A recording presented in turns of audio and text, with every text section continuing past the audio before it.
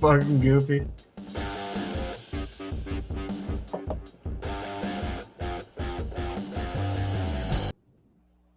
What is up, everybody around the octagon? We are back. UFC 322, MSG Fight Week. We got the full crew here, ready to go through this card. How we doing tonight, boys?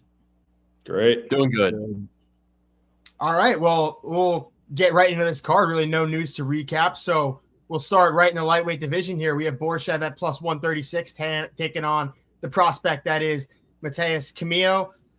Luke, I was a little unprepared going into this. I was scrambling, trying to get some notes down and whatnot. You a little bit more prepared than I going into this. You want to kick us off here and start us off for the night? Yeah, for me, this one, I feel like it's a pretty easy pick 'em. I think right now Tapology has a line at minus 175, so maybe a little outside of pick 'em, but I'm going Camilo. I think he just has way better grappling, and I think, you know, what we've seen through Slavikov's career in the UFC is he really just cannot figure out the grappling. When he faces grappling opponents, the guys that want to go to the ground, stay on the ground, he seems to struggle. You pair that with the 2 losses and a rough one. I think his last loss, he got subbed by Terrence McKinney. I think Camilo is right in that caliber of grappler. So I think this is easy, you know, get him down, keep him down. If Slavikovs does find a way to keep this on the feet, I think he's very live for a knockout. But I don't think that's gonna be what happens on Saturday night. I'm going Camilo by sub. Yeah, given Slavikov's recent string of performances, I don't really see a point in picking him, especially with a guy with like decent grappling and Camilo. You just can't trust the guy anymore to keep a fight standing, especially after Terrence McKinney came out, just blasted a double leg, put him in a guillotine, and subbed him within 30 seconds. I know Terrence McKinney's known for those flash finishes inside the UFC, but it was just hard to watch in terms of, you know, like UFC caliber fighters. Slavikov's very durable, has put on fun fights. You know, in one bout, he took what's-his-face to a draw. We talk about him all the time. I forget the lightweight now. Sadikov. Yeah, Sadikov. Very, very fun fight to watch, and fight of the year contender. But ever since then, it's just each fight he's been progressively getting worse and worse. So I got to go in the prospect Camilo here. Yeah, I'm with you guys. I'm going to make it a sweep for us three. You know, that's if Zach comes with us, joins this side. But let's talk about Camilo a little bit more. I mean, he debuted back in May. His very first fight was against a very strong Gabe Green. For you guys that might not know who he is, he's been in the UFC for, 6 years now, 5 years. Joined us in 2020, and he's gone 3-3 since. But let's look at the guys who he lost to. I mean, Daniel Rodriguez, Ian Machado, Gary, and Brian Battle. So very legit competition that Gabe Green was fighting. So that's exactly, the type of guy that Matheus Camilo came in, fighting on his UFC debut, which I props to him. I think he got put out in the second round, but yeah, I'm going with Camilo here. He had a really tough first loss in the UFC, but I think the UFC is really getting ready to set him up, get him learning a little bit more in that octagon and just make him a better prospect. I think he's only 24. So I'm going with the Jaguar here by finish. The Jaguar. I like that. Has some bite to it, but I don't know how good really Matheus Camilo really is. I guess we'll find out come Saturday what level he's at, because I just generally look at Borshchev as a very good fighter. I mean, really at all. He is flashy on the feet. He does have some power. There's definitely no denying that, but I mean, he has really one win since 2023, and that's a split against James Lontop, who is just not high-level competition. So yeah, I'm just not sold on Borshchev. I'll have to side with the prospect here, but I mean, Gabe Green is all right. It's not like Gabe Green's a world beater. He's solid competition. It's tough, coming in, debuting against Gabe Green. He's an all right fighter, so I'm not going to fault you too much losing there, but don't really look at that as too good of a loss either, So we'll see where he's at. I'll take him as a slight favorite, but should be a fun fight to open up the card. I guess I'm just happy that it's not a woman's fight opening up the pay-per-view, right, Luke? Just don't have success betting on them. So, yeah, definitely happy this time around. We got some good women's fights on this card, though. So that we do. And moving on to the middleweight division, we have Baisangur Susurkaev taking on Eric McConico. Susurkaev minus 1,000 favorite. Very, very stiff. The teammate of Khamzat Chimaev. I imagine we're all going to be on Susurkaev here to get the job done, just given how steep of a favorite he is. But, Son, let you kick this one off. How do you see him getting the job done? Yeah, I mean, he's obviously going to get a finish here. I think betting him by finish is probably still, minus 250, minus 300. So as far as betting goes, unless you're betting round one and exact finish method, I don't know how to really bet on this one. I'll probably stay away from it. But yeah, I think it's pretty straightforward. Obviously, minus 1,000, like we always say, I think it's kind of crazy. I mean, second fight in the UFC, I think, Eric McConico's like you say, world beater. It's not like he's, some crazy UFC fighter, but at some point he's going to run into some resistance. And, that line's going to be, I think, inflated for somebody, maybe unless he goes undefeated, but maybe with the chance for us to pull an underdog here in the future, but not this fight. I got Susurkaev, probably by submission, but he's also a threat on the feet. So really by whatever he wants. Yeah, I'm with you, son. I think Susurkaev, definitely the name to watch out for. I think it's giving me kind of Bo Nickel vibes, but with like all the MMA talent right off the bat. Susurkaev obviously fought in Contender Series, right? I think it was Contender Series. Then he turned around in 5 days, beat Eric Nolan, who honestly put up a good fight. That was a pretty close first round. Eric Nolan hit him a little bit. I don't think the stage got too bright. I think he just got too excited and kind of got out of his game plan. And then we saw him, Susurkaev, get back in it in the second round, get that sub win. I see it's playing out the same way here. And I'm looking forward to seeing him in a full camp and see if he could get this done in the first round. As am I, Luke. I'm making it a clean sweep between the three of us here. Odds speak for themselves, obviously, and I don't think you should be a minus 1,000 favorite with like minus 200 to 300 on the finish for every single line. But besides that, the guy, he put on an impressive Dana White Contender Series. He throws nasty teeps, just front kicks to the head and then to the body. That's how he got his Dana White Contender Series KO. It was a body shot, teep to the body, stepped over his opponent. It was actually a pretty sick finishing sequence, when you watch it back, and then turn around on 4 days' notice. Kind of shows, how much he impressed Dana White, so to speak, to have the confidence to throw him on a card, in the next 4 days, especially a pay-per-view, no less, and for him to go out there and get the job done. And I think Luke touched on it very well, where it wasn't the whites were too bright. He was kind of, taunting his opponent a little bit, making doing the whole showmanship thing in the first round. Then he got tagged up a little bit, took a few shots to the head, a couple of jabs, stiff jabs, stuff like that. And then in round 2, you saw, okay, I am in an actual fight. I do have to turn this on. I was able to go down there, take Eric Nolan down with ease, and then find the sub in round 2. So this guy's pretty much proven, he can do it all very well, mixed versus fighter. Hasn't fought really high-level competition yet, so we'll see how he goes, but I do see him getting this one done. Maybe I might sprinkle on the to go the distance route here just to see if I can get any sort of value in this fight. Yeah, it's kind of really hard looking at the route to victory for Eric McConico here. I think you guys kind of hit a lot of good points relating to Susurkaev. The Eric Nolan fight, I think, was interesting, just given how that fight went into the second round. I know he was able to find that sub, but Eric Nolan was picked up on a couple days' notice as well to go and fight on that card, and he's an 8-4 professional fighter who's fighting over in CFFC, which is a local scene around us, actually. So, I mean, when you look at the betting line, minus 1,000, I mean, he's going to find a way to win the fight. You'd very much assume, and he's only 24 years old, so there's still a lot of room for him to get a lot better, and I think he is going to be a very good and successful mixed martial artist. But so you're talking about how you handicap this fight and how you look at it from a better standpoint, and I don't even know if I'd want to touch him round 1 finish.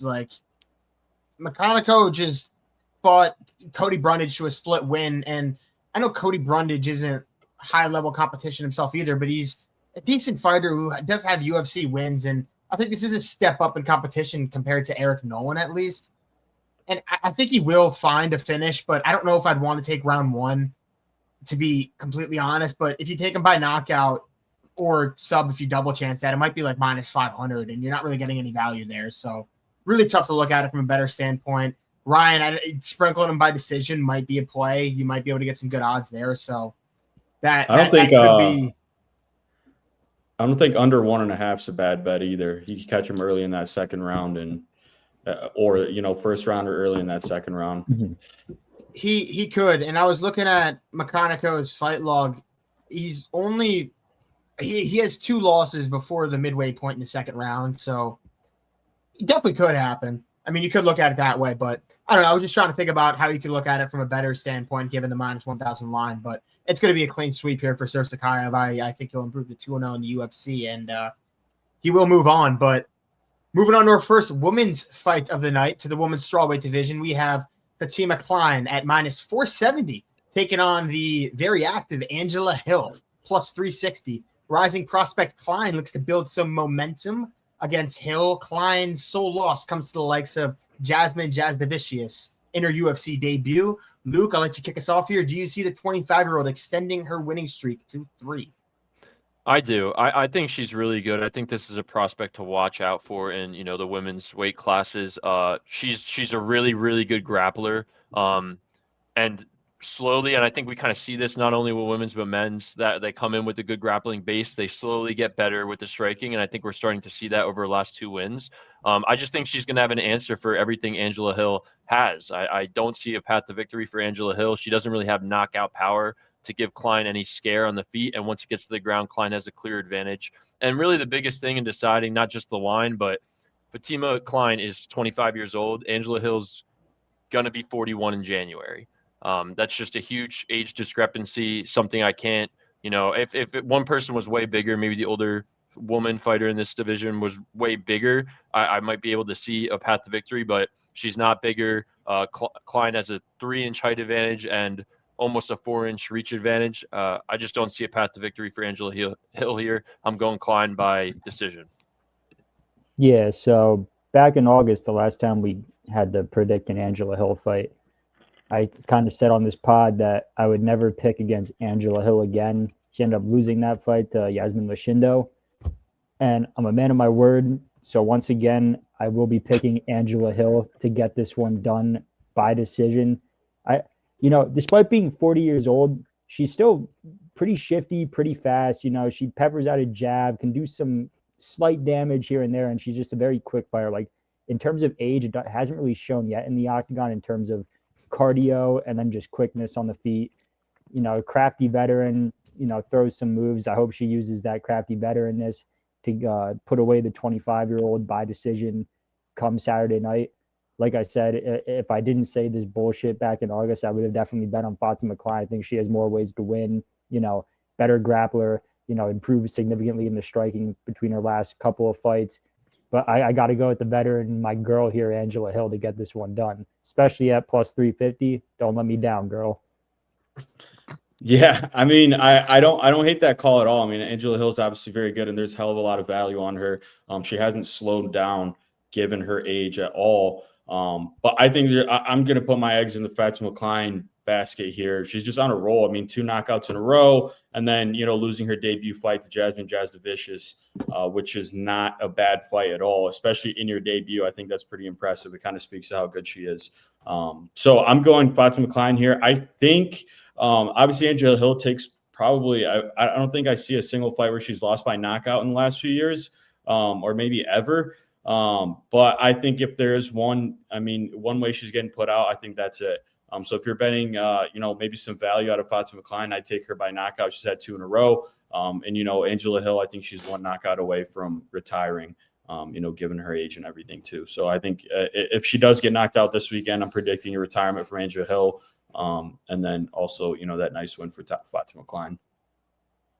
Yeah, it'd be good for Fatima Kline to get a nice name on her resume like Angela Hill. Not that Angela Hill is like a former champ by any means, but she's been around for a while. She has some good wins, so it will be nice for Kline to pick up the win here. And she's definitely put in a position to do so as a minus 470 favorite. But one thing to kind of note with women's fighters is their longevity is definitely different than men's. Like, you can see them fight, on the plus side of 40 and still be in there winning fights and whatnot. So I don't know. It's something with the anatomy, I guess, as far as that goes. But Ryan's Angela Hill, like, don't let me down, girl, kind of got me fired up. I was like, all right, maybe I'll go Angela Hill here, but I'm just not gonna trick myself on that one. I think Kline will be able to control her. I think she should be able to take her down, probably get some ground and pound in there, and maybe she get an Angela Hill out of there, maybe not. But I'm gonna side with Kline here. And moving on, we have a featherweight matchup between Pat Sabatini at minus 140 taking on Chepe Mariscal at plus 120.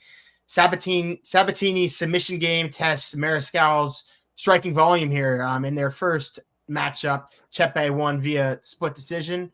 Ryan, are you surprised that Chepe is the underdog going into this one? Who do you see getting their hand raised?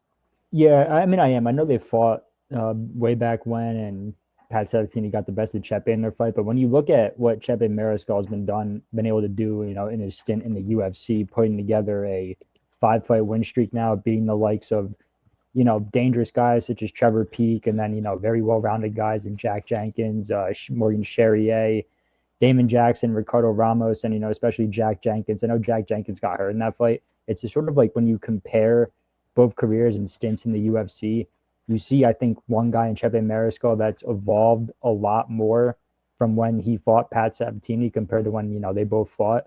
And the last time I remember Pat Sabatini being a favorite in a UFC bout was when he fought Diego Lopez. And I see this fight going very similarly to that one, where Chepe Mariscal ends up finding the knockout. I just think he's improved significantly in his in his stint with the UFC as opposed to Pat Sabatini. I think Pat Sabatini is going to be surprised. He's going to see a different fighter in the octagon than when he first did when he fought Chepe Mariscal in the regional scene.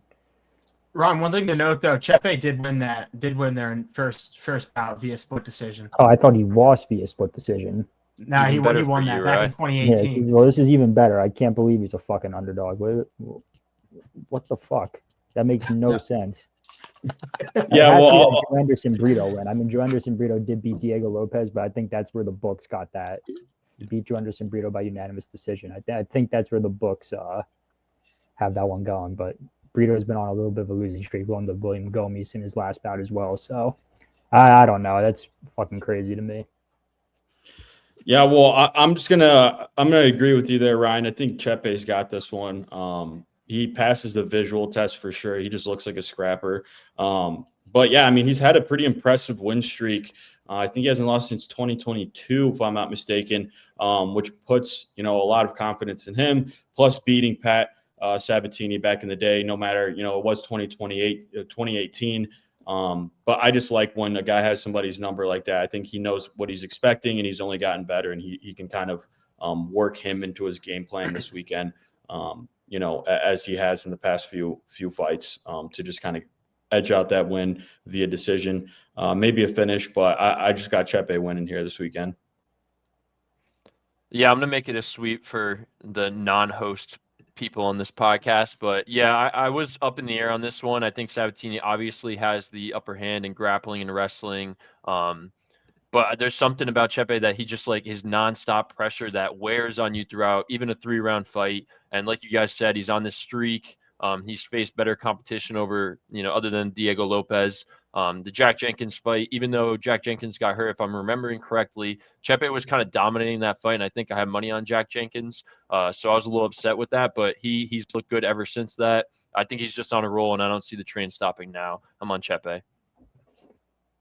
Yeah, I'm gonna make it a clean sweep now that the host can talk. But one thing kind of interesting here, if you look at Chepe's fight log before he was in the UFC, bro, it's pretty fucking wild. Like, you have Bryce Mitchell, Pat Sabatini, Yusuf Solal, Joe Anderson Brito, and Steve Garcia, all that he fought prior to being in the UFC. Like, he's battle tested, and he is a fucking machine. His pressure is there. I think he'll be able to out-volume Sabatini here. I'm surprised that he's the underdog. So, yeah, clean sweep here for Chepe. Hopefully he gets the job done. I'm a fan of watching Chepe. He's very fun to watch now.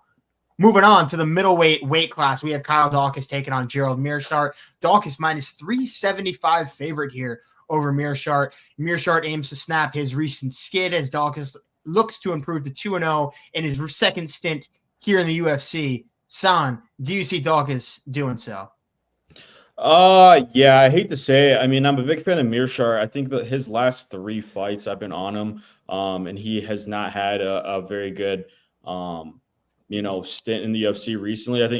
He won a fight, back in 2024, but everything else he's kind of just skidded.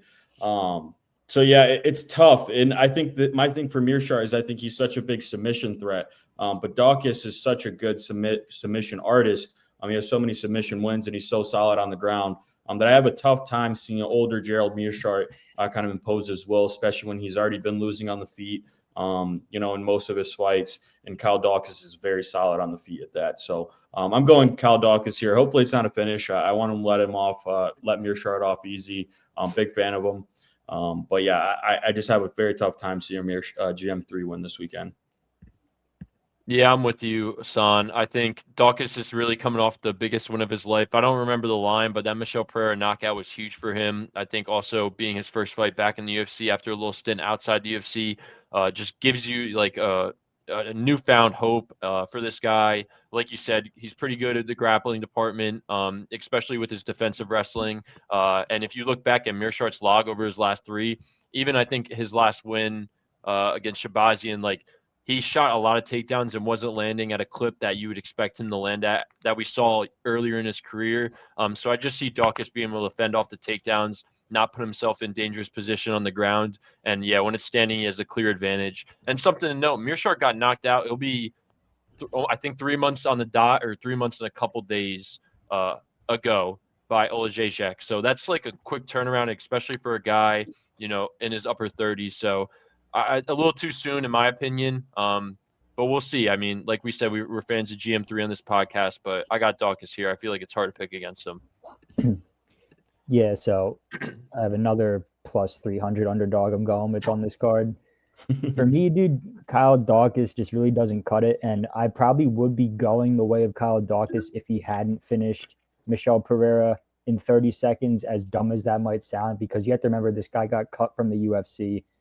He did fight, on the regional scene, had a lot of impressive wins and finishes. But in terms of like fighting UFC caliber competition again, once re-entering the UFC, I didn't get to see anything. I didn't get to see any of those improvements because he just had a flash knockout against Michel Pereira. If that had gone, to like the end of round one, or, like into round two, I'd probably be sitting here saying, yeah, give me Kyle Daukaus. He's shown a lot of improvements, but I still can't trust the guy. And I think GM3's due for a win. They call him GM3 for a reason. You lose 3, you win the next one. I think I genuinely can't trust Kyle Daukaus for nothing in the UFC. Both him and his brother, these are both guys that were cut. They were both getting the shit kicked out of them their last stint in, and I think that was just a flash of lightning in his last fight. So I'm going with GM3 here to get it done. I think he'll grind this one out to a comfortable decision.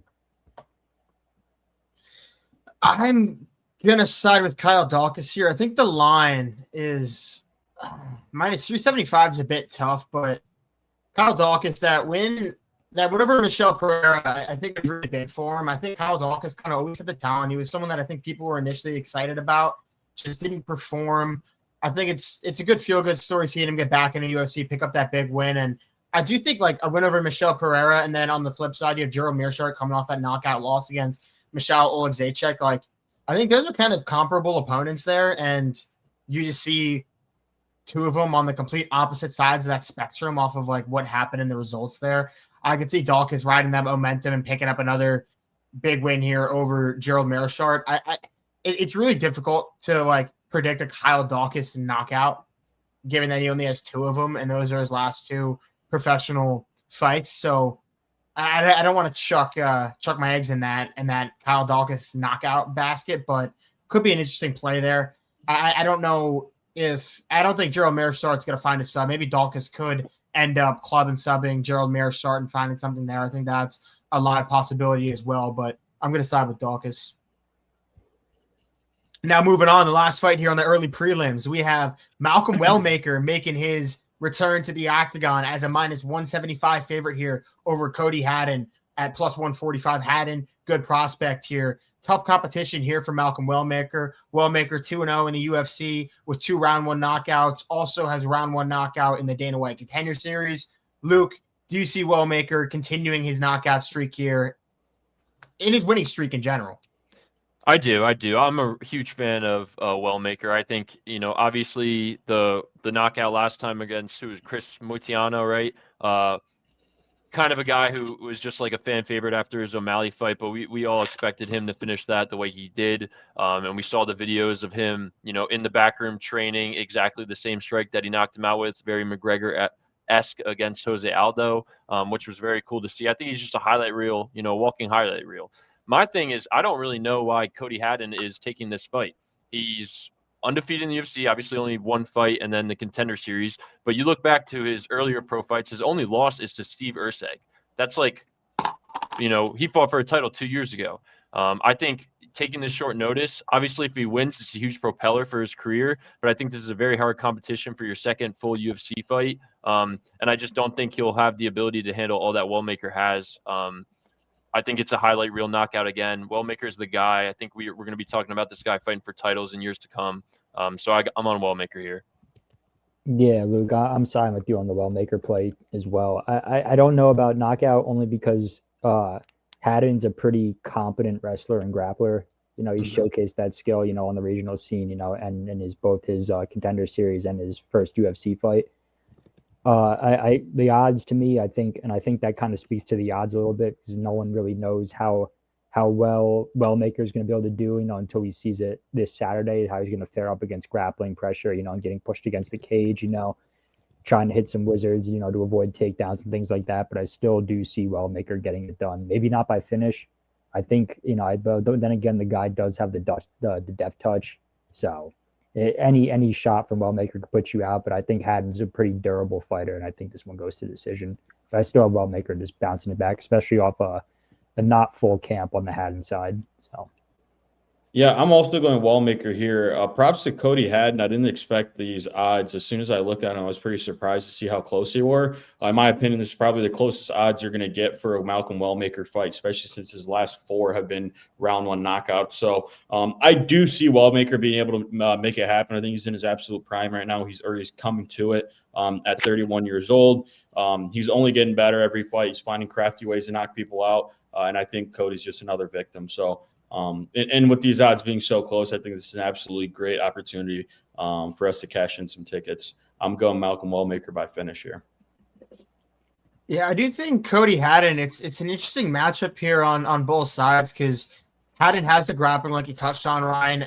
He throws at a very high output as well, so he can match the output of Wellmaker. Wellmaker, I don't know if Wellmaker's output is necessarily crazy. I mean, if you look at his like UFC stats, you'll be like, 7-6 strikes thrown per minute, but that's just kind of a bullshit stat because his fight time is so low and you throw a few punches in there and then he just finds the knockouts. You have I don't know. It's tough, but I do think Haddon can match the output volume wise of Wellmaker, but Wellmaker just does have that ability to just put your lights out and just flick off that off switch. So I am going to side with Malcolm Wellmaker. I think minus 175. It is very interesting odds here. It's a good parlay booster. He's a fan favorite. I'm a big fan. Really hoping he gets a job done here, but tough matchup here against Cody Haddon. Interesting when you see 2 very good prospects get lined up against each other. But another thing to note with Wellmaker, while he is a prospect, he's not a young prospect. He's already on the plus side of 30. So there's no real slow roll in Malcolm Wellmaker. He has to get going. Yeah, one thing to add, just looking at like Malcolm Wellmaker's stats on the UFC website, his average fight time is 2 minutes and 22 seconds, and he averages 6.35 knockdowns per 15 minutes. That's just crazy. Yeah, that's just a stupid stat. Now, on to the prelims. We have our second women's fight of the night here in the women's flyweight division. We have Erin Blanchfield taking on Tracy Cortez. Here we have a rematch. The first one went to a split decision in which Tracy Cortez got her hand raised. Blanchfield has not fought in a year, not to her own fault, because we had that whole situation with Macy Barber where she had to pull out due to reasons that I still do not really fully understand to this date. Cortez most recently took care of Vivian Araujo in June.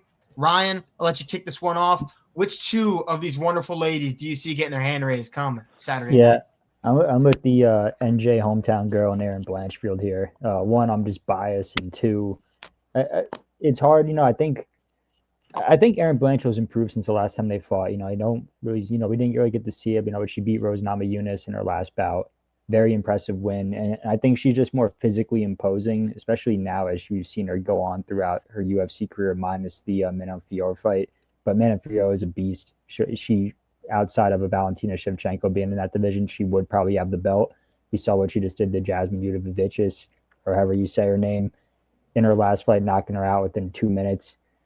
But Blanchfield's sick, very competent wrestler, can wet blanket you, pretty much anyone in that division with somewhat ease. And I have that fight going that way. I think, stand up, it's going to be a little bit iffy, but I think, more towards like the middle points of all 3 rounds in this fight, we're going to see Blanchfield get it to the ground. I think she's just going to use that dominant wrestling to control Tracy Cortez on the ground, avoid some submissions off the back of Tracy Cortez and pretty much grind out a comfortable win here. Yeah, I'm right there with you, Ryan. I'm going with Blanchfield. I love Tracy Cortez. She's great. I think she's a great fighter. She's got really slick jiu-jitsu. I just don't think she's done enough recently for me to have the confidence in her. Namely losing to Rose Namajunas, which she held her own in. It was a pretty decent fight on her end, but did get edged out in the decision. And, beating Jazz Vicious, which I think is a big one, but that's back in 2023. Her last fight this year, she took Viviane Araujo to decision, which, I mean, she's good, but I just haven't seen enough from Tracy Cortez to give me the confidence in betting her this weekend. I got Erin Blanchfield here. I think she can get it done, but more than likely it's going to be a decision. Yeah, Rye and Son. Obviously, kind of want to piggyback off of what you said, Rye. New Jersey girl and Erin Blanchfield. I actually bet against her in the Andrade fight, and I told myself, very similar to what you said with yourself and Angela Hill, that I would never bet against Blanchfield again.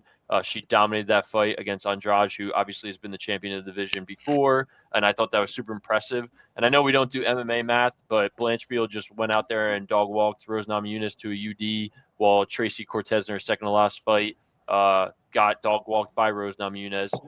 So I just think you guys really hit on everything. She has the grappling ability. I think like Kline we touched on earlier, we see people come in with good grappling bases, and then the striking catches up. And I think we're starting to see that with Blanchfield. She's also only 26. She lost to Tracy Cortez when she was 19. A lot has changed, and I think she's pissed off about her most recent fight, and I think she's ready to go. I think we see Erin Blanchfield sub, and I'm gonna predict armbar. She had a couple armbar attempts in their first fight when she was 19. I think she gets the armbar done here. So Erin Blanchfield by armbar submission.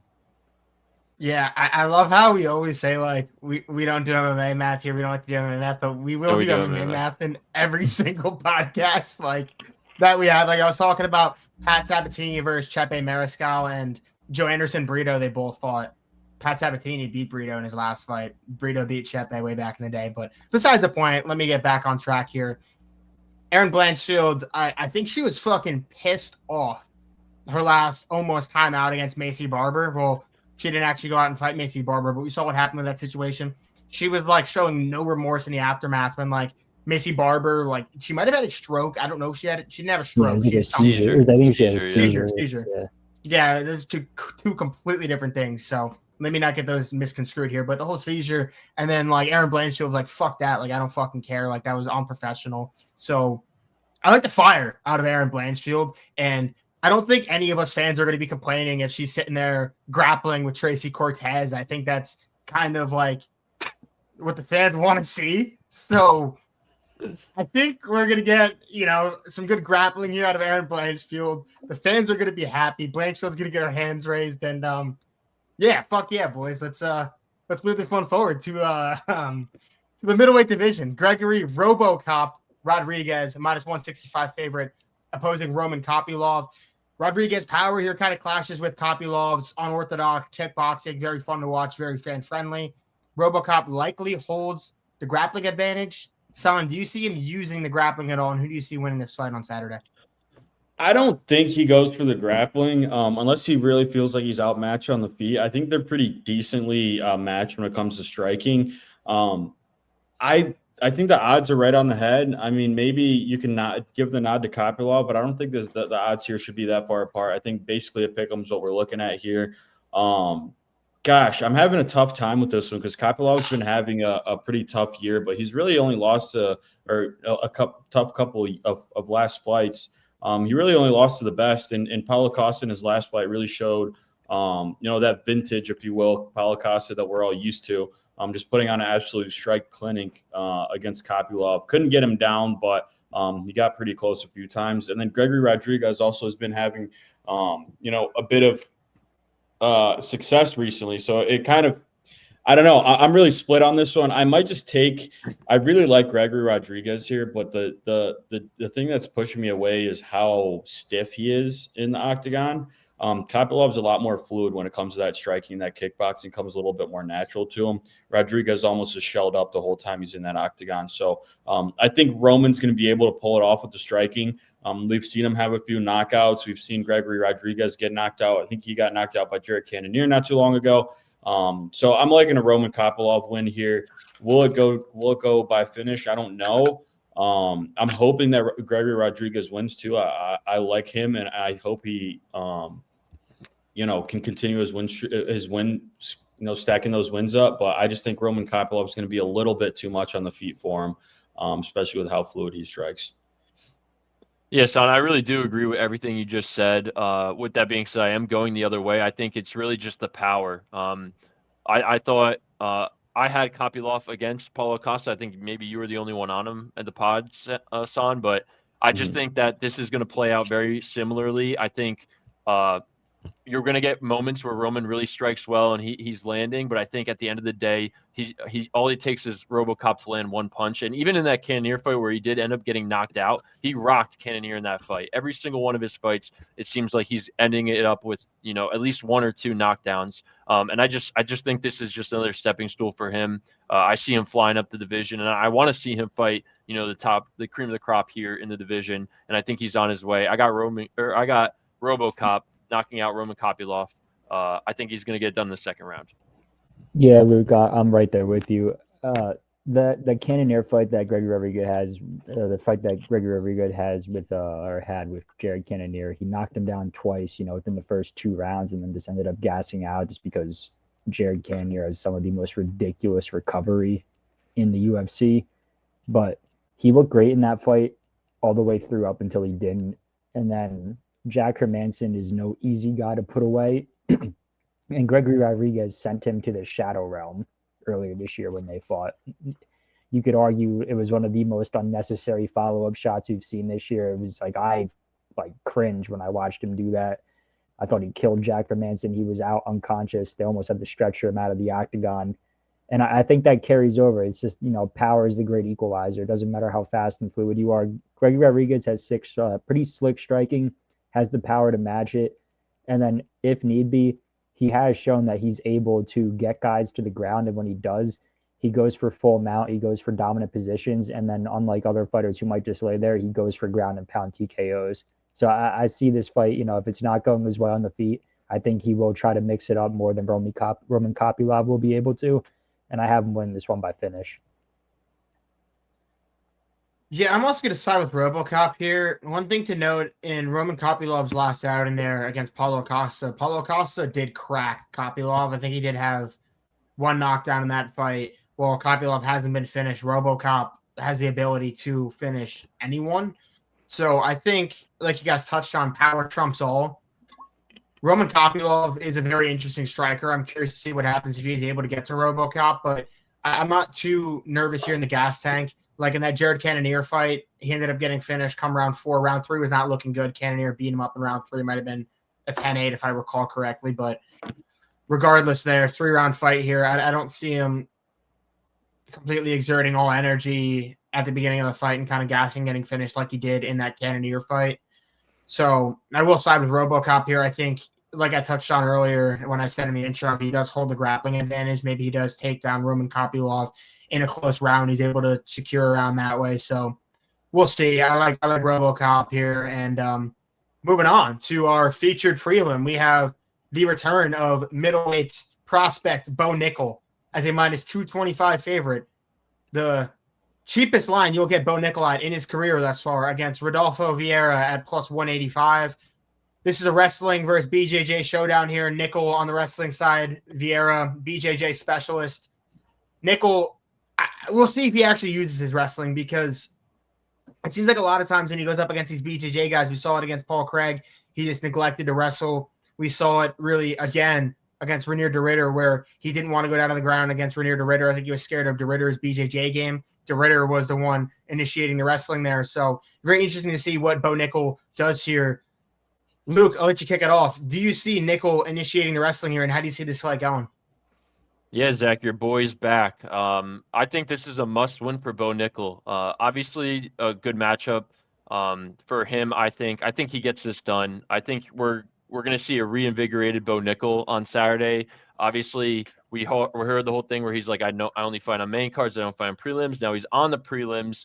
I think that pisses him off. I think losing opened his eyes as well. But let's just talk about RDR for a second. Like, a couple months ago, before the loss to Brendan Allen, we were talking about RDR getting the next title shot. This is an elite guy who, yeah, he beat up Bo Nickel and he did it, in a fashion that we didn't expect. But RDR is the top of the weight division here. And I think that was a great test for Bo Nickel. I think obviously he fell short. But Vieira, like you said, a Brazilian Jiu-Jitsu guy, I don't think that Bo Nickel should shy away from the wrestling. I think he should show how dominant his wrestling can be, because as good as Brazilian Jiu-Jitsu as a base in UFC and in MMA, we've seen multiple times where offensive wrestling has, trumped it. And I think this is an opportunity where Bo Nickel can show, hey, yeah, I got beat last time out, but I'm still one of the world's best wrestlers. And I think he dominates. I think he dominates on the ground. I think he's going to land a lot of ground and pound. I could see a TKO finish from ground and pound here, but I think the most common way this ends is by decision. But I think he gets back in the win column, and we're talking about Bo Nickel as a top prospect yet again come Sunday morning. Yeah, Luke, I'm right there with you. I think, once you get that O taken away from you, it's like some fighters just fall off the skid, and then other fighters you see, they take the necessary improvements and they bounce back. And I still have full faith that Bo Nickel's the type of guy that after losing to Renier de Ritter, he's going to make a bunch of adjustments to his game. I'm sure he's been working on a ton of things, especially dealing with Brazilian Jiu-Jitsu, and what to do in those situations. And I see Bo Nickel coming back in full form, the same guy that we saw at UFC 300, and when he made his UFC debut fighting on main cards with everyone complaining about it, but still putting on pretty dominant performances, Val Woodburn and the like. I could see a ground and pound TKO finish. This might go to decision, but I think Bo kind of knows in the back of his head he has to put on a show, especially after his fights with Paul Craig, which was pretty much a snooze fest, and then the disappointing finish against Renier de Ritter. I think Bo comes out here and puts on a statement, and I got him winning by finish, either sub or ground and pound TKO here. Yeah, I'm going the other way, guys, and I'll probably get a lot of hate for this probably as soon as Zach hops on the mic here, but I'm just not too high on Bo Nickel. I mean, obviously he's very, very good. As far as wrestling goes, he's one of the best in the world, and that he's solidified his name for sure in that lane of combat sports. But I just never saw that evolution from Bo Nickel that we expected to see. We wanted to see, his striking getting better, and it kind of just looked like he kept, training his grappling to maybe just impose his will on the ground. Against Rodolfo Vieira is going to be very, very tough. He's one of the best BJJ artists in the UFC, let alone outside the UFC. So I think Bo Nickel's going to have a tough time on the ground with him. He might be able to take him down, but what's he going to do there? I don't think he'll be able to find too much success in the submission, in the submission way. And I think my thing with Bo Nickel is I'd love for him to do well in the UFC. I'm not a hater on him by any means, but I just think until I see something from Bo Nickel, until I see him take that next step up, I'm not really going to believe in him because on the feet, I think Rodolfo definitely has that striking advantage. 10 times out of 10, Bo just kind of spams that overhand. And I think a lot of that just comes with him being comfortable in the ring. It didn't really look like he was too comfortable in the octagon. No matter how many wins he got in there, he kind of just spammed overhands while he was on the feet, which isn't what you want to see. Maybe he just falls into that shell and throws that one shot he knows that works. So I'm going Rodolfo Vieira here. I think it's good value play. Obviously there's good odds with him being an underdog here. And I don't know. I will switch my future picks to Bo Nickel if he can show me something different this weekend. But I just haven't seen him, regardless of how much he says he's been getting better at striking. I haven't seen him take that leap forward in the striking department. So let's see what happens this weekend. I'm excited to watch and excited to see how he got better, but I just don't see it happening. But I want him to prove me wrong. But I got Vieira for this week. Yeah, I think minus 225 is an absolute steal of a line here for Bo Nickel, to be completely honest with you. I don't really see where Rodolfo Vieira beats Bo Nickel in this fight. I don't think Vieira's striking is much better. I mean, he got outstruck by Andre Petroski pretty definitively. Well, he got subbed. Do I need to say more? Like, Andre Petroski just completely just outstruck Rodolfo Vieira there throughout 3 rounds. And then Rodolfo Vieira outstruck Tresean Gore, who I think just got cut, actually. But, yeah, I'm not really sold there on Rodolfo Vieira's striking. I think Bo could probably outstrike him on the feet. And the thing with Rodolfo Vieira is he's not really the best submission guy off his back. And I think that really bodes well for Bo Nickel. I think he could take down Vieira and just control him if he wants to. I just minus 225. Like, I don't think you're going to get that good of a line on Bo Nickel. Like, if he were to have fought Rodolfo Vieira prior to that fight against Renier de Ridder, he'd be minus 800, which I think would be very stupid because this fight could look very similar to that Paul Craig fight. But if this fight does look similar to that Paul Craig fight and Bo Nickel gets his hand raised, that is a loss for Bo Nickel. Let me say that right now. He needs to go out there and put on a performance and really get that momentum back behind him and get fans behind him here. If he's able to go out there and put away Rodolfo Vieira, that would be very big for not only his confidence, but just even for the whole momentum and the whole fan base to get behind him, which I think would be big. But moving forward now to the main card, we have Benoit Saint Denis taking on Beneil Dariush, BSD minus 200, Beneil Dariush plus 160. BSD's finishing streak, 2-fight finishing streak here for BSD, coming off the win to Mauricio Rufy most recently. Dariush, on the other hand, took care of Moicano most recently. Speaking of MMA math, I think this is probably the easiest one too, potentially MMA math, given both their recent fights to Renato Moicano. But Ryan, do you want to tell us why MMA math does or does not make any sense here? Yeah, I mean, I guess it cancels out in this instance, though, right? Like, I'm going with Benoit Saint Denis here. A couple of things to note. I know that Moicano beat the ever-living shit out of Benoit, but I think he's shown significant improvement in his last 2 fights, with Propolic and then, coming off and beating highly touted prospect Mauricio Rufy. He was able to stay out of range and avoid those big strikes and then just, took him to the ground and had his way with them and ended up finding the sub in round 2. I think it comes down to Beneil Dariush is a very good fighter, don't get me wrong, but he's not the same fighter. I mean, he did look slow against Moicano. Moicano's not the type of guy that gets knockdowns in the UFC and is able to catch people and, put them away and look kind of, decent in the striking route. And Beneil made him look like that, especially in round 1 when he did get caught and, he got knocked down, but he was able to come back and just work the grappling.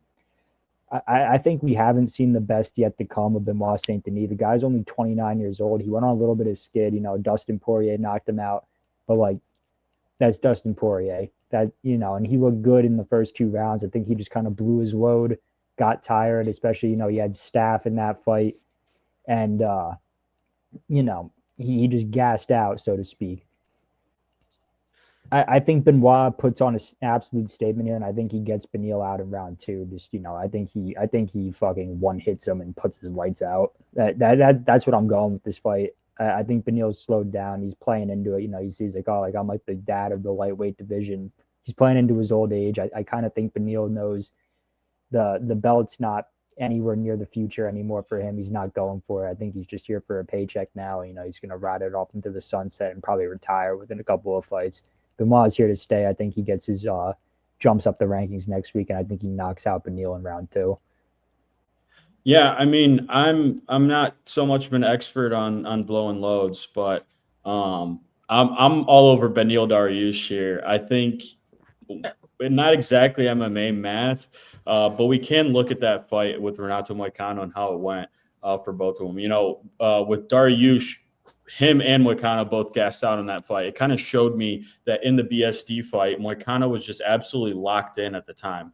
It showed, he had put on I don't know how many 5-fight win streak, maybe 4 or 5 win streak, which, he did very well, and he was absolutely locked in at that era. But I just don't think that's the Moicano we got against Dariush. And Dariush had a very tough time, finishing that fight. Both of those guys were about to go to sleep, standing up. And I'm right there with you, Ryan. I think, BSD is still a very young guy. He looks older than he is. Maybe it's because he's so battle tested and we've seen him be the boogeyman of that division.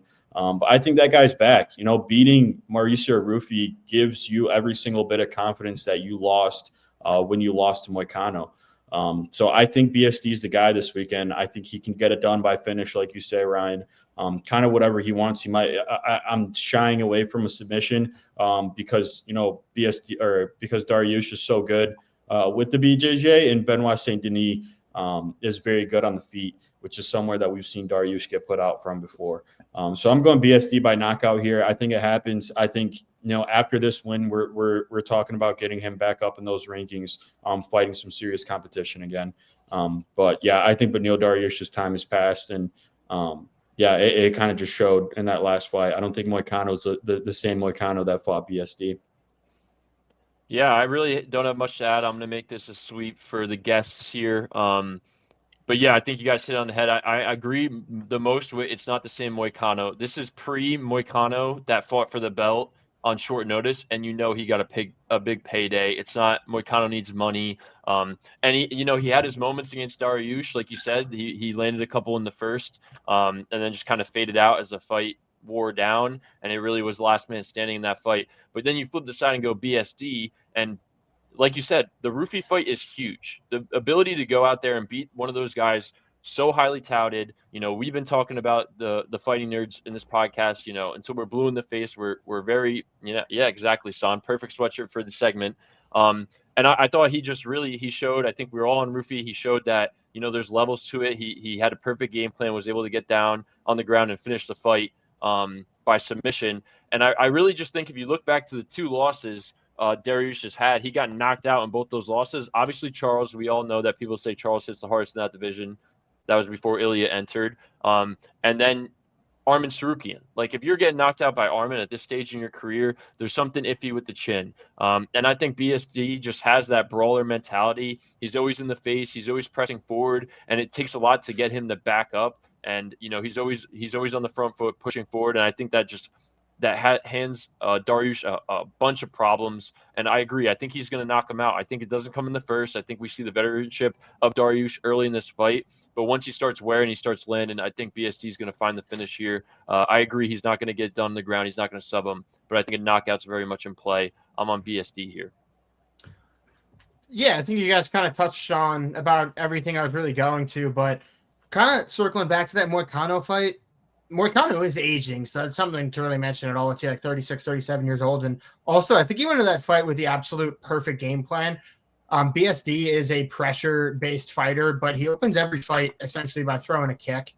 He does it literally like throw a kick to the midsection almost every single fight. That's how he opens up. And when he did that to Moicano caught the kick, took him down, and that was essentially the fight. I mean, he was on top and just beat the living fucking brakes out of him for that whole round. And then you saw the fight get stopped. So I literally think Moicano just had the perfect game plan, knew what BSD was going to do, took him down, and then once he had him down, I mean, he was just able to control BSD and just fucking beat the brakes off him. You even saw BSD open up his fight against Mauricio Rufi throwing that same exact kick. So surprised he didn't learn, to be honest there, but I think Beneil Dariush is a good matchup for BSD because I think Beneil Dariush kind of crumbles to pressure a lot. And I think BSD's style plays into that very well. So I could see him just pressuring Beneil Dariush until he's able to find his finish. He'll find him against the cage, have a little flurry, put Beneil Dariush away. We've seen Beneil Dariush put out like that a couple times, like against Charles Oliveira. So I can see this being something kind of similar to that. I like BSD by knockout. So it's a clean sweep here for the boys. Now moving forward to the welterweight division, we have Carlos Prates taking on Leon Rocky Edwards. Carlos Prates is about a 2-1 favorite here. Knockout threat versus Edwards' technical striking abilities. Leon coming off back-to-back losses, both of which, though, were two top-notch grapplers in Sean Brady and Bilal Muhammad. Son, do you see Carlos Prates cracking the striking puzzle that is Leon Edwards? Yeah, man, I'm all over CP this weekend. I love CP. I love watching CP out there. It's always a good time watching CP. So I think Carlos Prates absolutely can get it done. I think he's a spectacular striker, and I think this is a perfect fight to kind of show the level of striking that he's on. And I think all the fighting nerds learned a lot from their last losses. And all of them are going to be, grinding, getting back to that same mentality that they had when they first got into the UFC. Maybe they let that fame and that's their success get a little bit to their head. I think it was definitely a mentality thing going on in that whole camp for all those guys, which is why they all saw those losses come. But yeah, I think this is a perfect situation for him. When in a fight where two guys are going to stand up, nobody's going for a takedown, and both guys are very crafty fighters and very good at the mixed martial arts striking, which is very dynamic. I think the guy with the more power and like the death touch, like we like to say, is going to end up taking it. So I love Carlos Prates here. I think this is a very good line too. He's got a very good chance of getting him out of there, and we're getting some good value out of him while we're at it. Leon Edwards is just not the same guy that we saw and that we used to, watch in awe back in the day. When he had that title run and, beat Kamaru Usman 2 times in a row. I just don't think he's that same guy. And we won't see him this weekend. He probably will be very present and very active in that fight, but I just see Carlos Prates being able to put him out. Yes, I'm right there with you. I think this is a perfect matchup for Prates. If you really go back and you look through Leon's, I don't even know, maybe the past 5 years, you could go back even further. He's really only fought grappler-heavy fighters. I mean, you go back, obviously touched on Bilal, Sean Brady, Usman. He fought Nate Diaz. That's really, and I wouldn't even know if you consider Nate Diaz in the same realm as Carlos Prates. But before that, Bilal again, RDA, Gunnar Nelson, Don Cerrone. These are guys either late in their careers or not known for being big power strikers. I think this is a whole new world that we haven't seen Leon enter in a while. And I think you really hit it on the head. I mean, we've seen Prates, even his loss to Ian Gary, he fought tremendously. Ian Gary is a great fighter. I'm very high on Ian Gary. I think he deserves a title shot in the next couple of years if he keeps on fighting the way he does. And Prates almost got him out of there in the 5th. This is not a 5-round fight. This is a 3-round fight, and I think that favors Prates even more. We've seen Leon with the technical side of the striking a little slow to start in some fights. We don't see that with Prates. Obviously, the last fight, he got a first-round knockout. I think we could see a very similar performance by Prates here. I don't think he gets it done on the former champ in the first period or the first round, but I think in the second or third, he's going to find the chin, man. And we saw it late in the fight, in the Nate Diaz fight. Leon Edwards is, he gets rocked. There's that chance. And when you get a guy like Prates, the sniper that he is, the power puncher that he is, I just don't see a way that he doesn't find the chin throughout 15 minutes of this fight. Yeah, I'm right there with you, boys. I was sort of leaning on the side of Leon Edwards when we first, started filming this podcast. And then I went back and just looked at the stats. Because what was kind of swaying it for me was the one deficiency in Carlos Prates' game is wrestling and grappling. The guy, that's where you're going to be Carlos Prates. If you're going to fight him, you got to get him to the ground. You have to control him. And when I look back on Leon Edwards' fight with Colby Covington, he only had 1 minute and 13 seconds of control time in that fight. Granted, he had 2 sub attempts. But for some reason, when I was thinking about that fight coming into this podcast, and over the week, I thought he almost dominated Colby Covington on the ground, but that wasn't the case. Colby ended up racking up 5.5 minutes of control time. So that kind of swayed it for me there. I am going to go with Carlos Prates. And like you touched on, Luke, Leon Edwards is pretty slow to get into fights, especially, and you can't do that in a 3-round fight, especially if you have a guy like Carlos Prates who's going to be throwing everything with mean intentions in front of you and will start immediately. You don't have that round to, download data, take it slow, and look for marks and tells against a guy like Carlos Prates, especially a guy who can put you out with a single shot. So given that, I got to go with Carlos Prates here. I think Leon's durable enough to probably see a judge's scorecard. If he does mix up the wrestling and grappling, good for him. I do like Leon Edwards. I like the Rocky story. I don't want him to be this guy that won the belt, defended it once, and then just faded into obscurity. But I am siding with Carlos Prates come Saturday at MSG. Well, me and Leon Edwards meet again. I think I've said on this podcast multiple times just how big of not a fan I am of Leon Edwards, how I thought he never should have been champion. So he will be the guy that'll win the belt once, defend it, and then kind of just flutter away, because I don't think he should have ever even have gotten the damn belt. And I will tell you what, on Saturday night, Leon Edwards is going to be a fucking wrestler against Carlos Prates. He is going to be in there just trying to wrestle him, because it's not like Leon Edwards, because we look at him like this very technical striker, but it's not like he's like a Michael Venom Page where he's just so difficult to figure out and hit. He gets hit and he does get cracked. While he's never been knocked out, he has been cracked. I mean, we saw Nate Diaz with that iconic picture of him sitting there pointing at Leon Edwards' face. So he does get hit. Carlos Prates is going to hit him. He could put him out because Carlos Prates could put anyone out when he hits him. But regardless, you're going to see Leon Edwards wrestle like against Nate Diaz. You saw Leon Edwards take a ton of takedowns. He does it in actually a lot of fights. I wouldn't be shocked if you see Leon Edwards with double-digit takedown attempts in this 3-round fight.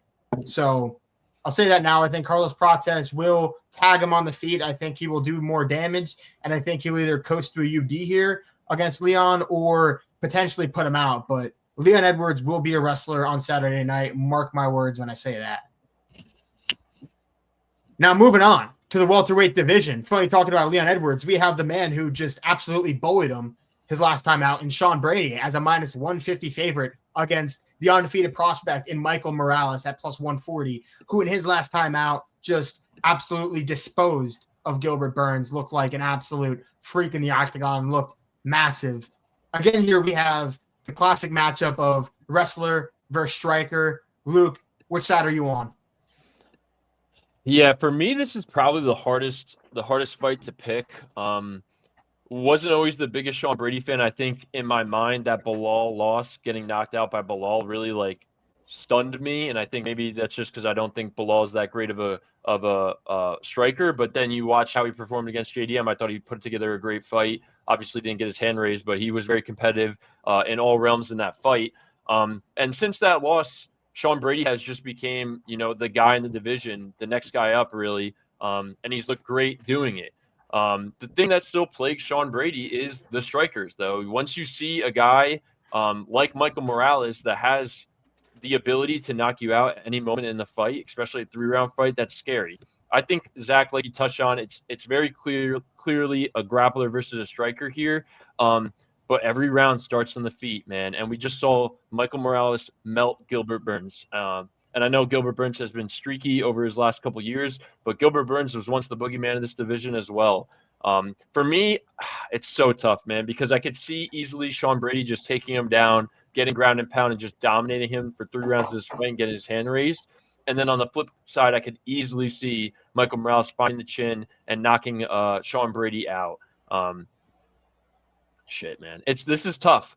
I'm gonna go Michael Morales. I'm gonna go the underdog. I think Sean Brady has all the momentum. I think the pressure is on Sean Brady here. I think Michael Morales has less to lose. Obviously, he's still undefeated, but he's not, considering fighting for the title, in his next fight. But really, what's pointing out to me right now, looking at the stats, Sean Brady 72.5 inch reach, and then Michael Morales 79. That's a huge reach advantage for a big striker that can really sit on the outside and poke holes in the defense of Sean Brady. So I'm going Michael Morales. I think he's going to shock the world here. I don't know. Obviously, it's a pick'em, so it's not really shocking the world, but I think everyone's going to be siding on Sean Brady. I think the rest of you guys will be. So I'm going to go the underdog here. I'm going Michael Morales. I think he gets it done. I think maybe another highlight, and then maybe we are talking about, the recap pod if he's up next for a title shot. Yeah, Luke, I agree with you. The one thing that was really swaying me with this is obviously Michael Morales packs a punch. He very good striker, and he has a 7-inch reach advantage going into this fight, which is absolutely huge. The thing that swayed me, because I'm going Sean Brady here, I think he does Michael Morales the same way that he did Leon Edwards in their last fight, where he just absolutely smothers him on the ground. It was Sean Brady didn't have to take this fight. He probably up there, most deserving of a title shot. He was ranked number 1 and then Bilal lost and he got pushed down to number 2. But I think reasonably Sean Brady could have waited and probably would have gotten a title shot. If he decided to be the diva and play that route, I think they would have given him the next step between Islam and JDM. But he didn't, and I have tremendous respect for that. He wants to fight on the same card as JDM too. And I think because of that, him and his camp have to see something in Michael Morales' game that we just can't. And I think he has full confidence going into this fight, knowing that he has a definite path to victory. And I think it does come from the grappling. And I think he's going to be able to showcase it because once he gets in close, and if he gets his hands on Michael Morales, I don't see Michael Morales being able to withstand that pressure. Like you said, every round starts on the feet, but I think Sean Brady should be able to withstand a storm for at least the first minute of each round. And I think he does end up getting this one done by sub. Yeah, I'm with you here, Ryan. I think I 100% agree with you with, it's going to be tough to keep Sean Brady off of Michael Morales' hip. And then we look at Michael Morales' takedown defense is not the best. You know, guys like Adam Pluggett have taken him down. Trevin Giles, who I don't even know who that is, was able to take him down. And then even Gilbert Burns in the 3 minutes and 40 seconds that they fought was able to land takedowns in the scorecards there. So for a guy like Sean Brady, I think, you know, he absolutely is coming with that confidence. He sees and he knows for a fact that he can do something in this fight that will be able to take Michael Morales out. You know, with that said, Sean Brady obviously has a KO loss to Bilal Muhammad, which is unheard of. You know, it's a unicorn fight, if you've ever heard of one. And that's where I went to for that Leon Edwards fight. When we last called it earlier this year, I went Leon Edwards because I could see him knocking out Sean Brady. And Sean Brady's a guy that's going for, you know, 7 to 10 submissions per fight. You know, he's going to get that takedown on Michael Morales. So I just don't see that happening to Sean Brady, especially when he's able to fend off a guy like Leon Edwards, who, you know, Zach, you have your feelings about. But yeah, I just think Sean Brady's got something in his bag that he thinks he can do here.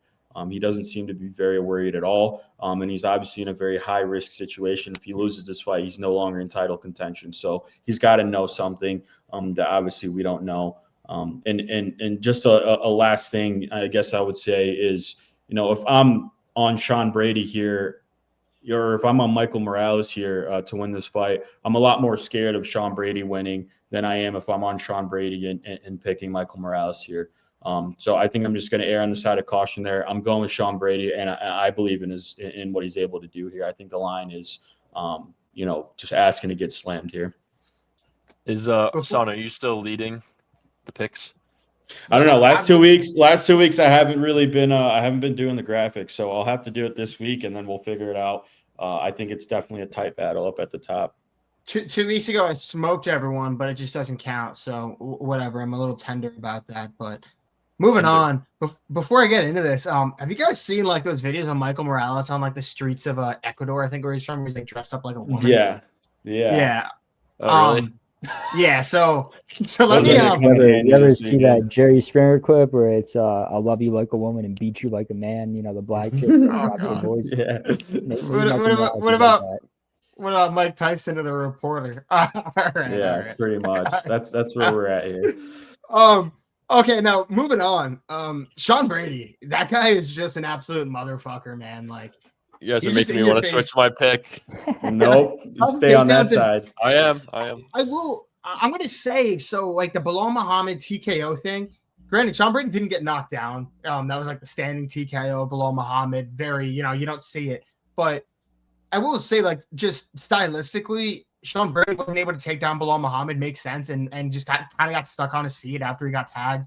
He tried like 5 takedowns, all 5 of which got stuffed by Bilal Muhammad. Sorry, I kind of lost my train of thought there. I was looking at you guys, looking at your phones, and I lost my train of thought. Choo-choo. Sean Brady's winning. That's what you're saying?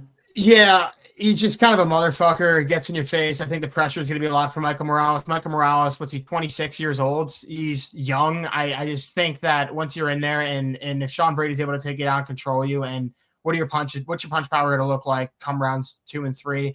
Not too sure, dragging around, trying to stand up against Sean Brady and just being controlled. So we'll see how that goes. I'm on Sean Brady, but moving on. Women's flyweight title. Valentina Shevchenko taking on Zhang Weili, who is moving up, challenging Valentina. Looking to do what Valentina could not and become a double champ. Granted, I know Valentina's was kind of reversed with Amanda Nunes because that was before she claimed the women's flyweight title. So a little bit of reverse order there. But Ron, I'll let you kick this one off. Do you see Zhang Weili being able to do what Valentina could not and becoming that double champ? I do, man. I mean, watching Zhang Weili fight these past couple of years when she got her belt back against Esparza has been nothing short of absolutely fucking awesome. The woman just seems, you know, even at the ripe old age of 36, to be improving every single time she gets into the fights. You know, even her last fight in Tatiana Suarez, everyone was like saying, "Oh, Zhang Weili is good," but Tatiana Suarez holds that pressure on the ground and definitely holds that advantage. And then Zhang Weili went out there and just mopped her on the ground. You know, just had full control over that entire fight. A fight where she was discounted in the wrestling department, was able to showcase that part of her game and all the improvements she's made in her game. So I see Zhang Weili training for this fight very well, just putting everything together. She's obviously in a great camp. It seems like every single fight she comes into, she's prepared a different aspect of her game that focuses on her opponent's weakness, and she's able to string everything together and always seemingly able to get it done. On the other hand, obviously, you have Valentina Shevchenko, who's one of the GOATs of women's fighters, same with Zhang Weili. The one thing that does concern me is obviously Shevchenko's a little bit bigger, so we'll see if this fight does. If Zhang Weili has to use her grappling, how hard it's going to be for her to get a bigger girl like Valentina Shevchenko to the ground. But I still do have full confidence in her being able to do it. That being said, I wasn't too impressed. We had like the 3-fight trilogy with Alexa Grasso and Shevchenko in their third fight. Kind of finally realized, okay, I can't stand on the feet with Alexa Grasso, so I'm just going to utilize my wrestling. It was one of the most boring women's fights, especially a Shevchenko fight, in terms of getting her belt back, but she was able to do it. She was also able to neutralize Menin Fiora in their fight, which is nothing short of impressive because, like I've said before on this podcast, Menin Fiora is a pretty physical, dominant presence in the octagon for any person she's fighting in that weight class. But like I said, all that being said, Zhang Weili's been able to mix it up. She has head kick KO knockouts, slick striker on the feet, very fast, can get it done by submission, can mix it up, take the fight where she needs it to be, and I see her doing that and taking 2 belts home on Saturday. So I'm going Zhang Weili for the CCP here. Yeah, man, am I excited for this fight? I think, co-main event, it had it been on another card, this would be obviously the headliner. I think only the main event in this weekend is the fight that I'm more excited than this one. But, I think and I had a very tough time because I love Shevchenko. I love Zhang Weili. Zhang Weili is probably my favorite woman fighter ever. I think, those two plus, you got, Amanda Nunes. I think those are, the trifecta of women's fighting. I think they're absolutely the 3 GOATs that have ever, fought in the UFC. But what really I think took it for me is their last performances. You look at Shevchenko, she's absolute killer, beats Fiorot, but kind of just edges it out, on the feet, on the takedowns, and kind of just, makes it a really good fight. Another one against Alexa Grasso that just got mentioned, very close in the striking department. Both of them were very close on total strikes, and it kind of just goes like that. The other Grasso fight, and Shevchenko keeps her fights very close. Zhang Weili dominates when she's in there, bro. Tatiana Suarez, a UFC fighter that's not lost to anybody else in that division, gets outstruck, 4-1. And Zhang Weili again, absolutely dominates Yan Xiaonan, absolutely dominates Amanda Lemos. She does what? 10 times more. She had almost 300 total strikes. Amanda Lemos had 29 total strikes landed there. So when she gets in that ring, or in the octagon, she absolutely dominates and imposes her will and does whatever the hell she wants. And, with Valentina Shevchenko's history of keeping those fights close and having those close exchanges with the other fighter, I just can't bet on Shevchenko's side when you got somebody as dominant as Zhang Weili. If she keeps this fight close, Zhang Weili is going to take this one and take that second belt home, just sprinting out of that arena. So I got Zhang Weili. I think she can absolutely get it done. I'm hoping it's decision just so we can see more of these ladies fight. But I'm all over Zhang Weili. She's by far my favorite women's fighter, and I'm hoping she takes it this weekend. Yeah, I really have absolutely nothing to add, Son. I think you hit it on the head. I just look at the last 5 fights, like you touched on. We've seen Shevchenko get tested. We've seen her lose. We've seen her, obviously that decision, the draw, was a little sketchy. I thought she probably won that fight, but it's hard to beat the champ. You got to clearly beat the champ. And she looked great her last time out, but like you said, it was close. Versus Weili has not been close. She's dominated ever since she lost to Rose. She's turned a page in her career, and she's been, arguably one of the greatest women's fighters ever. I think when her career's done, we're having that conversation, depending on what happens Saturday. But I think that this just adds to her legacy. I see her getting this done. I think the blueprint for how to beat Shevchenko is there, and the blueprint for how to beat Weili has been gone since the Rose fights. And I think that really is all I have to say. I'm on Weili. I think she gets it done. I agree, though. I don't think she knocks her out. We normally don't see that at this level of women's MMA, but I think she very clearly gets a UD here. Well, Luke, I guess I'd ask you, what's this game plan to beat Valentina Shevchenko that's been displayed, whereas Zhang Weili it hasn't? Because, I mean, Zhang Weili, I mean, you have those back-to-back losses to the one opponent there in Rose Namajunas, where no one's beaten Valentina Shevchenko outside of Alexa Grasso, just that one loss, and then obviously the draw. Outside of Amanda Nunes, sure, way back when, but I mean, are we really going to count that? No. So yeah, but I think you could pivot to the Grasso fights. I mean, the first Grasso fight, she had a very clear path to victory, get her down, and was able to get that back rather easily. Obviously, kind of a surprise finish, but that's not how it happened. It was a spinning attack thrown by Valentina, and she gave up her back and then got subbed there. But she was winning that fight very definitively, and then she threw a spinning attack, gave up her back, and then the second fight different when they fought to a draw. But I just don't know how the path to victory has been shown for Valentina opposed to how it hasn't for Weili, you know? Well, she's been submitted. I don't really care how she gets there. It happened, and we know Weili is great on the ground. She showed that against high-level grapplers. I don't think Shevchenko is a notch above in the grappling department from what Weili has seen recently, and she's been above and beyond the people that she's grappled with.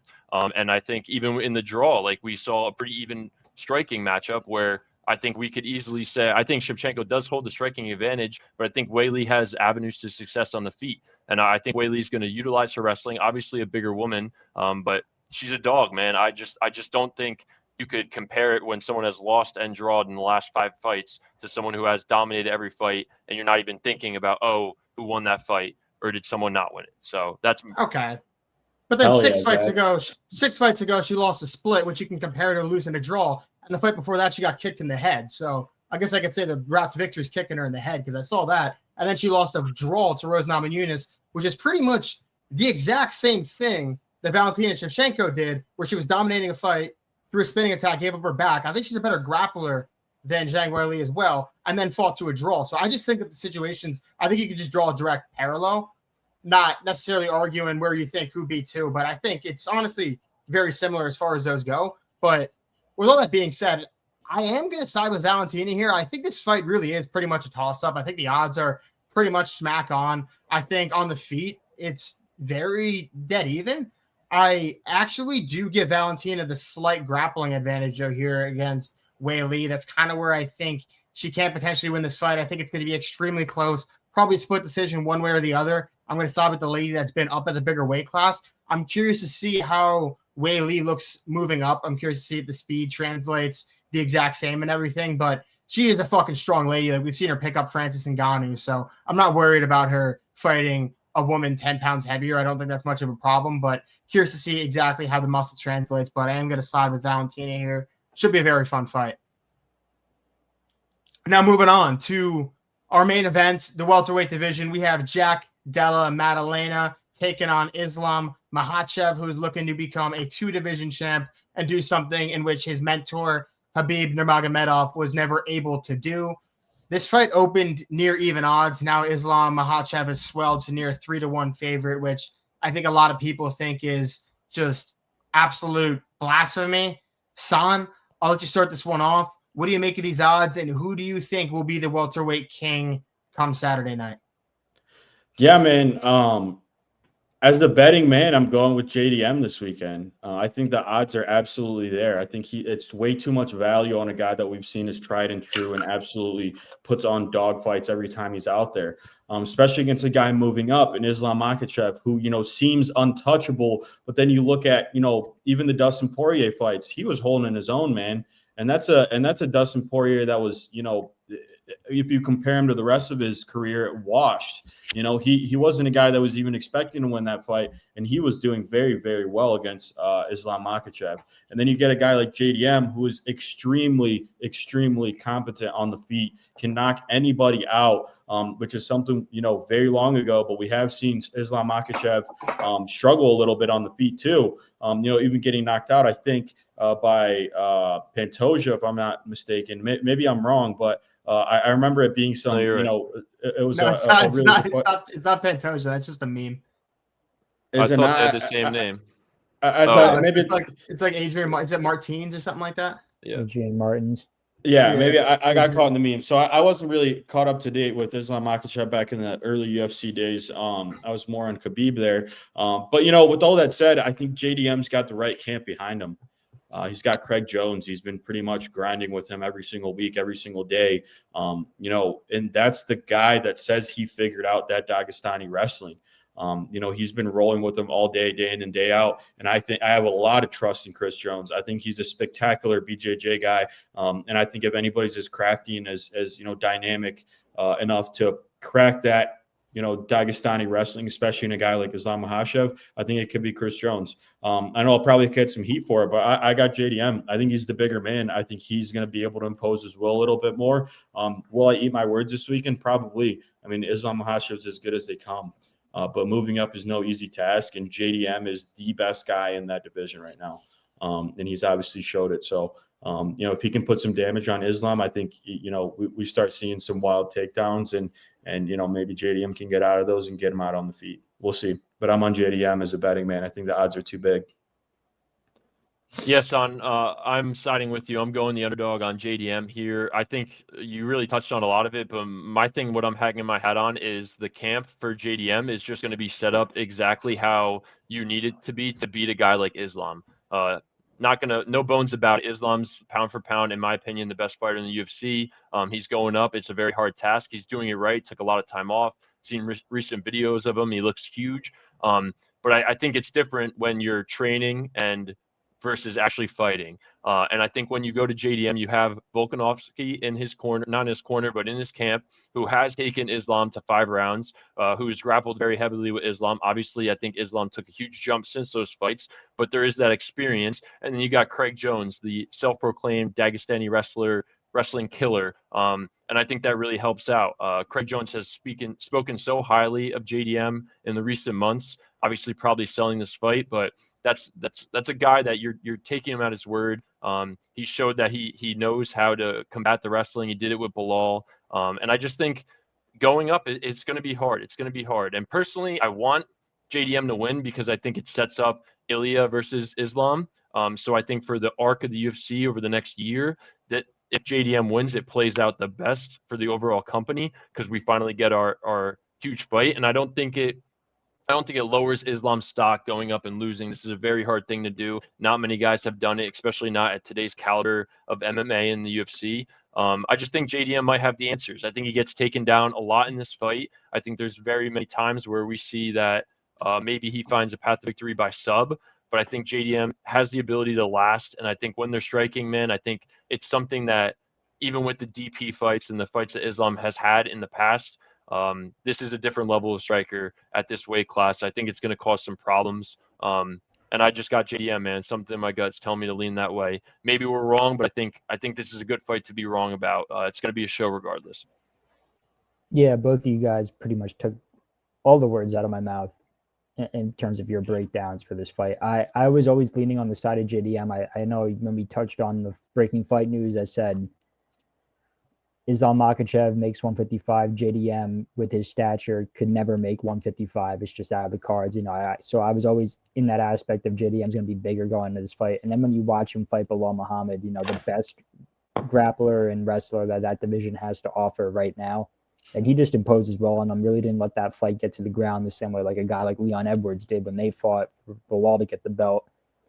JDM's improved significantly. He had Craig Jones in that camp as well, and I think that showed. He was able to neutralize the grappling of Bilal Muhammad, a guy who has trained with the likes of Islam Makhachev and Habib, going out to Dagestan to work his camps, and learn some new stuff.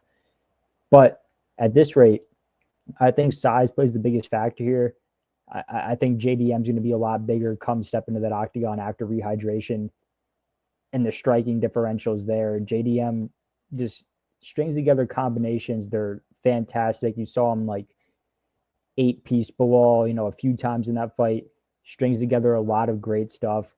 And I think Islam Makhachev is just going to be overmatched in this one. Great fighter for sure. I think if he goes back down to 155, I still have confidence that Islam beats a guy like Ilia Topuria. But just jumping up to a guy like JDM, I think it's just too much. In terms of how he gets it done, I think he puts him out. That's my wild shot of the day, but I have JDM going in by knockout. I think the odds at plus 220 are kind of egregious, and I think the JDM knockout play should be pretty fucking juicy come this Saturday. So that's what I'm betting my curtails on, and that's what I got going for this fight. I love Islam to death, very good guy. Habib 2.0, but I think this is just the worst possible matchup you could have going up for the double strap in the welterweight division for him. Ryan, question for you. What's up? Where do you rank Dustin Poirier's boxing compared to that of JDM's? I would say at this point, JDM probably has slicker boxing just in terms of the way he's able to string together combinations. I think Dustin Poirier almost not solely relied on one punch knockout power, but everything he does stings you. JDM might not have that one punch knockout power, but he just pieces together shots and they're mean though, like stiff jabs, 1-2s, pretty crafty combinations that all culminate together to put you out later in the rounds. You saw that with his UFC debut. I forget who he fought, but he was just tagging the guy up. He had a bloody nose and then finally found a step back, straight right hand, knocked the guy down finally. It was a clean shot and then put him away in round 1. And you've seen that, I forget the last Dagestani that he fought that was actually at a welterweight division. The guy was shooting takedowns, JDM defended, and it was the same thing. Pieced up together shots to the body, wore him down, shots to the head, death by 1,000 cuts. Dustin Poirier, he kind of catches you, and when he catches you, you're just going to sleep. I think that's where the difference comes in. I think Dustin Poirier packs more power, but JDM's just like the more technical striker is able to string it together. I mean, let me just add too. I think, JDM's obviously the strongest and hardest puncher that Islam's going to have faced at this point in his career. He's obviously, I think he said, Gaethje's the hardest hit he's ever gotten, maybe, if I remember correctly from his interviews. And I think just JDM can put so much more power just because of his size. And rehydrating, like you guys mentioned as well. He's going to be putting a lot more on come fight day. He's really strong. I think something that a lot of people also aren't factoring is I think being 15 pounds heavier and not, cutting down to the brink of death, cutting the weight, and just not having to force that rehydration over 24 hours. There's also a side of that for Islam Makhachev where he could very well take a heavier punch. Like, I think that's something people aren't bringing up as well. Like, Islam is going to be bigger himself. I actually don't think the size of JDM is going to be that. I don't think he's going to look that much bigger than Islam. I think Islam's a pretty big 155-pounder, and we kind of saw them face off. They did that face off like yesterday, 2 days ago, and they looked pretty comparable. I think JDM's reach, he's supposed to have a reach advantage. It's kind of tough to tell when you just see him like face off like that with their hands down casually, but didn't look like anything too much there. And it's weird that Jack Della Maddalena is talked about as this like great anti-wrestler, because before his fight against Bilal Muhammad, everyone would say that his wrestling defense was awful, and Gilbert Burns really, really took advantage of that before he ate that knee to the face towards the end of that third round. But Jack Della Maddalena has been taken down a lot throughout his UFC career. So I don't know if he just all of a sudden this great anti-wrestler. I mean, he did show it against Bilal Muhammad. I don't think he really showed much respect for Bilal's hands, to be quite honest with you.